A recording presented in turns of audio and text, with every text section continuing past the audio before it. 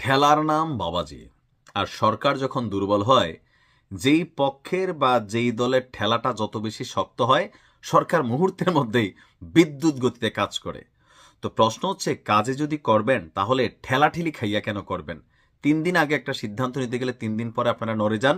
যেই জিনিসটা ওই যে তাহের ভাই বলছিল, কথা কিন্তু ঠিক, সোজা আঙ্গুলে না উঠলে আঙ্গুল বাঁকা করব, তখন কিন্তু সরকার সোজা হবে।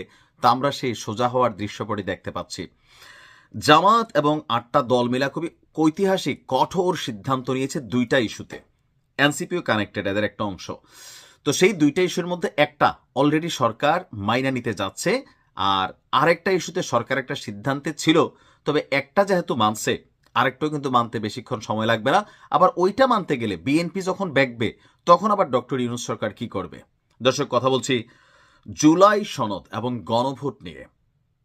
জুলাই সনদের আগে, মানে এটাকে বাস্তবায়ন করার আগে নির্বাচন হতে দেবে না এনসিপি যখন এই ঘোষণা দিয়েছে, জামাতও কিন্তু একই ঘোষণা দিয়েছে, 8 দল একই ঘোষণা দিয়েছে যে জুলাই সনদ এবং কি গণভোট নভেম্বরে না হলে এদেশে নির্বাচন হবে না। আর যদি যারা জুলাই সনদ বাস্তবায়ন করতে চায় না, তারা 2029-এর আগে নির্বাচনের দাবি করতে পারে না, তারা সংবিধানের দোহাই দিচ্ছে, অর্থাৎ বিএনপিকে মেনশন করা হচ্ছে। এখন দিন শেষে সরকারের পক্ষ থেকে আইন উপদেষ্টা যে বক্তব্য দিচ্ছেন, এই বিজয়টা জামাতের পক্ষে যাচ্ছে। জামাতকে তিনি বা তারা এই মুহূর্তে সন্তুষ্ট রাখতে চাচ্ছে। কেন?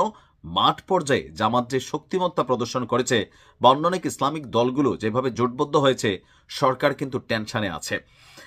আগামী 3 থেকে 4 দিনের মধ্যেই বিদ্যুৎ গতিতে চলে আসছে যে জুলাই সনদ আপনার বাস্তবায়ন হতে যাচ্ছে।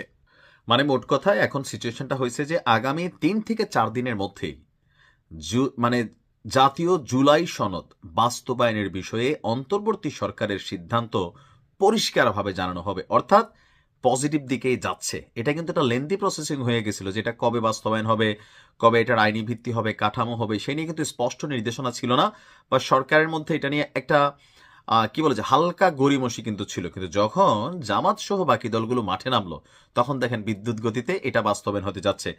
এখন এইটা থেকে আমাদের আসিফ নজরুল ইসলাম বলছেন যে আশা করি সরকারের নেওয়া সব সিদ্ধান্ত সব রাজনৈতিক দল মেনে নেবে। তা আমরা জানি যে এটা দ্রুত বাস্তবায়ন হবে। এখন 2টা ইস্যুতে যেহেতু জামাত ইসলাম মাঠে নামছে, এর মধ্যে সরকার একটার ব্যাপারে সিদ্ধান্ত দিয়ে দিয়েছে, গণভোট।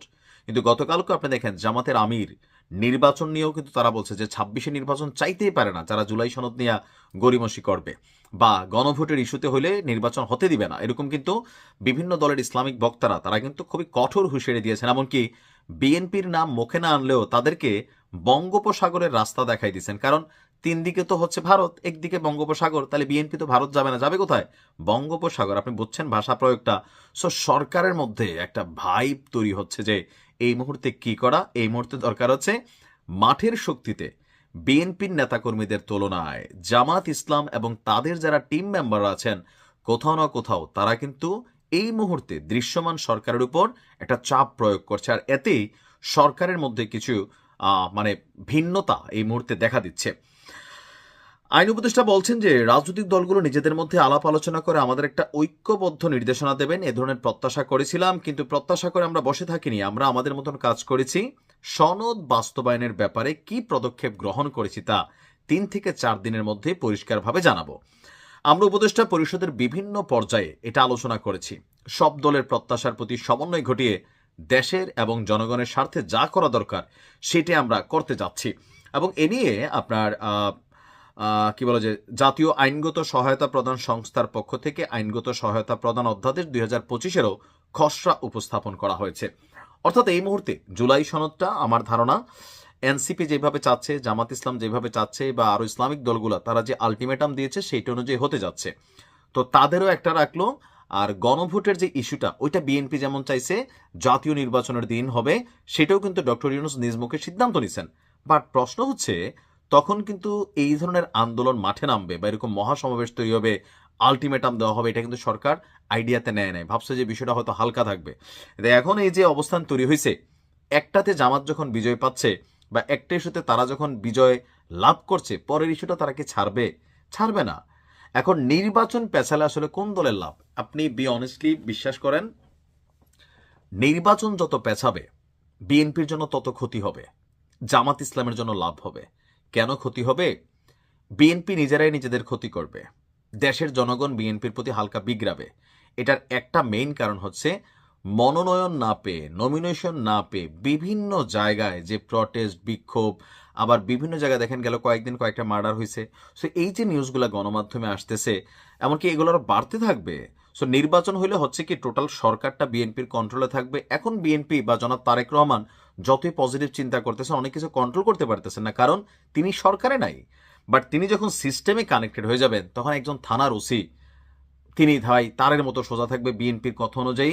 যদি লোকালি কোনো নেতা কোনো রকম চাঁদাবাজি করে, অথবা বিএনপি যে 31 দফা নিচে পরিচ্ছন্ন আছে, তো সেগুলোর মধ্যে যারাই ডিস্টারবেন্স তৈরি করবে, যারা দলের বদনাম করবে, এলাকার মানুষের কাছে দলকে ছোট করার ট্রাই করবে, তাদের বিরুদ্ধে ইনস্ট্যান্ট এন্ড কুইক অ্যাকশনে যাইতে পারবে, যেটা এখন কিন্তু তিনি পারছেন না।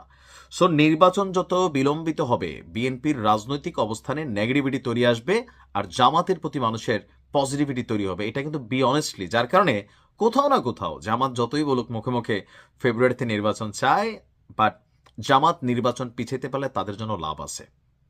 এখন দেখা যাক কি হয়।